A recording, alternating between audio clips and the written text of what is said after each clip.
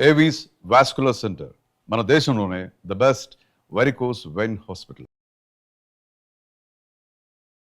నమస్తే, శ్రీమాత్రే నమః, శ్రీకృష్ణాయ నమః. సెప్టెంబర్ నెల మాస ఫలితాలు ఇంగ్లీషు నెల ప్రకారము సెప్టెంబర్ నెల, మరి తెలుగు నెలల ప్రకారము భాద్రపద మాసము మనకి 24 ఆగస్టు 2025 నుంచి 21/9/2025 వరకు తెలుగు పంచాంగం ప్రకారము, తెలుగు మాసాల ప్రకారము. అయితే ఈ మాసంలో మనకి మేషాది ద్వాదశ రాశుల వారికి గోచార రీత్యా ఎలా ఉండబోతోంది, గ్రహాల రీత్యా ఎలా ఉండబోతోంది అనే అంశాలను మనము 12 రాశుల వారికి చూద్దాము. అయితే ఈ సమయంలో గురు, శని, రాహు, కేతువులు ఈ ద్వాదశ రాశుల వారికి ఎలాంటి ఫలితాలు ఇవ్వబోతున్నారు, ఉద్యోగస్తులకు, వ్యాపారస్తులకు, వ్యవసాయదారులకు, ఇలా ప్రతి ఒక్క రంగంలో ఉన్న వాళ్ళకి ఎలాంటి ఫలితాలు ఇవ్వబోతున్నారు అనే అంశంలో ముందుగా బంధుమిత్రుల వల్ల, అంటే మేషరాశి వారికి చూసుకున్నట్టయితే కనుక బంధుమిత్రుల వల్ల ఖర్చులు చాలా అధికం అవ్వడంతో పాటు చెంచల మనస్సు కలగడము, అంటే దేని మీద కాన్సన్ట్రేషన్ లేకపోవడము, ఇబ్బందికరమైన వాతావరణము, డైలమాలో ఉండడము ఇలాగా గోచరిస్తోంది. అయితే నూతన వస్తు వాహన యోగాలు కూడా కనిపిస్తున్నాయి.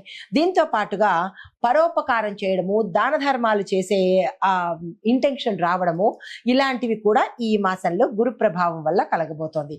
అయితే విద్వాంసులతో కొత్త కొత్త పరిచయాలు, సత్సంగాలు కలగడం జరుగుతుంది.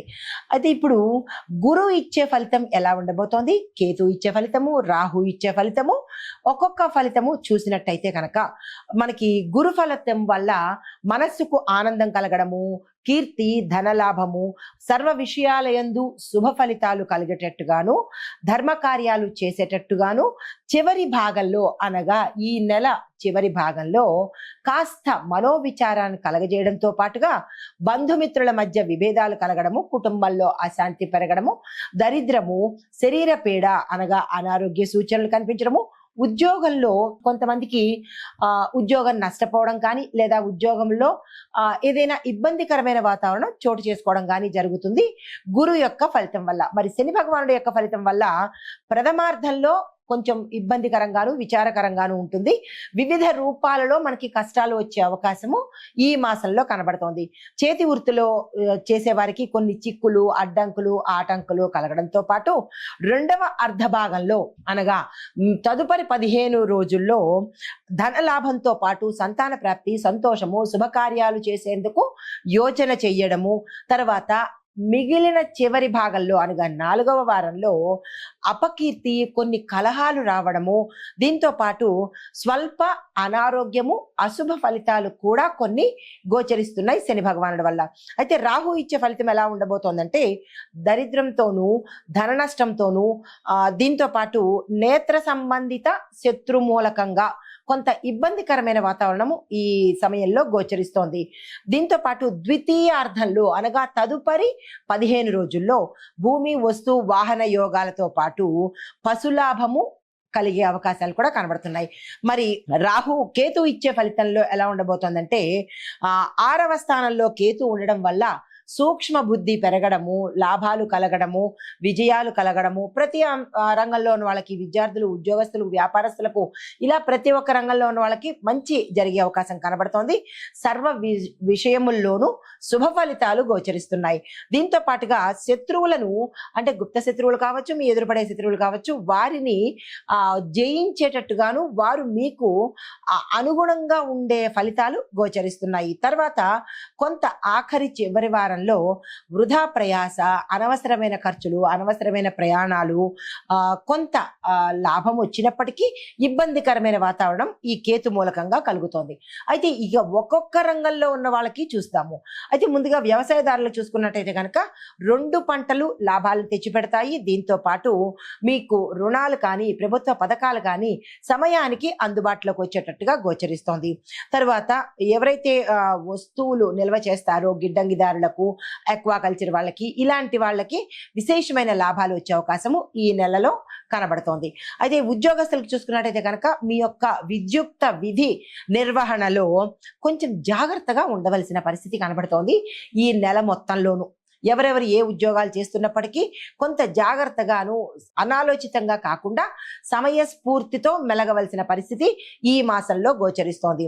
వ్యాపారస్తులకు చూసుకున్నట్టయితే కనుక సరుకులు నిల్వ చేసే వారికి అధికమైన లాభాలు వస్తున్నాయి. మిగతా వ్యాపారస్తులకు మిశ్రమ ఫలితాలు గోచరిస్తున్నాయి. పెట్టుబడులు పెట్టుకోవడానికి సమయం ఇది ద్వితీయార్థంలో ప్రయత్నం చేసినట్టయితే మంచి జరిగే అవకాశం కనబడుతోంది ఈ సెప్టెంబర్ మాసంలో. అయితే రాజకీయ నాయకులకు చాలా కష్టపడవలసిన సమయంతో పాటుగా కొంత వ్యతిరేక భావన మీ మీద ఉండే అవకాశాలు కొంచెం ఎక్కువ కనబడుతున్నాయి రాహు శని ప్రభావం వల్ల. అయితే విద్యార్థులకు చూసుకున్నట్టయితే కనుక ఈ మాసంలో విద్యార్థులకు మీ యొక్క కృషికి తగిన ఫలితాలతో భాగంగా మంచి విజయాలు సాధించడంతో పాటు మీరు ఏదైతే గోల్ సెట్ చేసుకున్నారో, ఎక్కడికి వెళ్ళి చదవాలనుకుంటున్నారో, ఇలా మీ గోల్స్ టార్గెట్స్ అవి రీచ్ అవ్వడానికి ఇది అనువైన సమయము. ఆ దిశగా ప్రయత్నం చేసుకోండి. అయితే ఇప్పుడు సూచన అంటే పరిహారాలు ఒక్కొక్క నక్షత్రం వారు ఎటువంటి పరిహారాలు చేసుకోవాలి అనేది క్లియర్గా చెప్తాను.